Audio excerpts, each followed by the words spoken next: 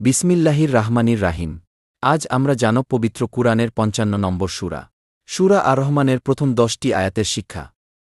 এই সূরার শুরুতেই আল্লাহ তাআলা নিজেকে কি আর-রহমান অর্থাৎ পরম দয়ালু হিসেবে পরিচয় করিয়েছেন।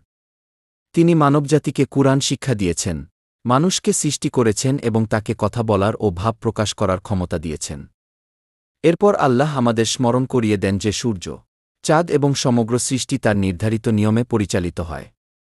তিনি আকাশকে উচ্চে স্থাপন করেছেন এবং ন্যায়বিচারের জন্য ভারসাম্য প্রতিষ্ঠা করেছেন।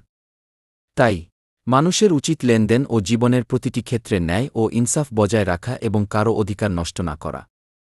পৃথিবীকে আল্লাহ সকল সৃষ্টির জন্য বাসযোগ্য করে দিয়েছেন।